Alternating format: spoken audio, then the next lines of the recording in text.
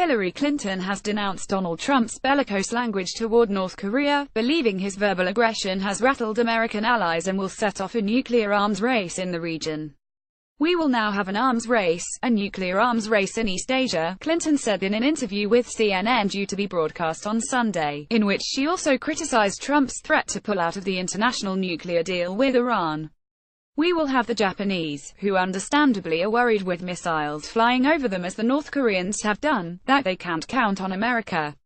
Clinton, who was Secretary of State under Barack Obama from 2009 to 2013, stressed that she preferred a diplomatic solution, suggested Trump's inflammatory rhetoric played into Kim Jong-un's hands, and bemoaned Trump's public undercutting of his Secretary of State, Rex Tillerson, regarding his attempts to work with China and establish talks with Pyongyang.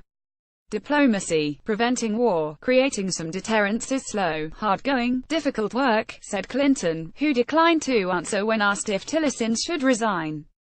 "And you can't have impulsive people or ideological people who basically say, well, we're done with you."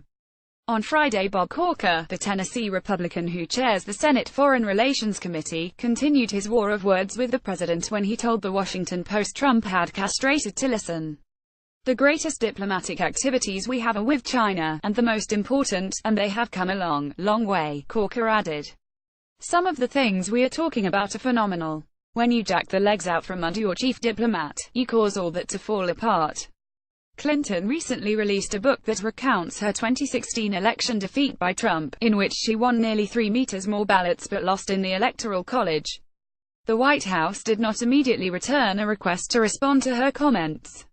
Clinton said Trump's threat to pull out of the Iran nuclear deal was dangerous and was undermining the validity of U.S. promises to other nations.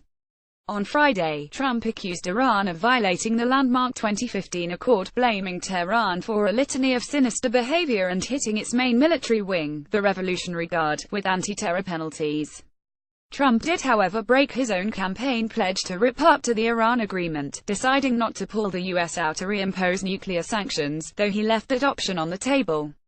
In the interview, which was recorded on Wednesday, Clinton said Trump's insistence on decertifying the deal, even though evidence has pointed to Iranian compliance, makes us look foolish and small and plays right into Iranian hands.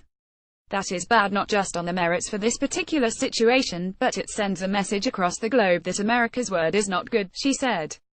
"We have different presidents, and this particular president is, I think, upending the kind of trust and credibility of the United States position and negotiation that is imperative to maintain." Clinton, who as Secretary of State began negotiations on the deal, did say Iran was engaging in other dangerous behavior.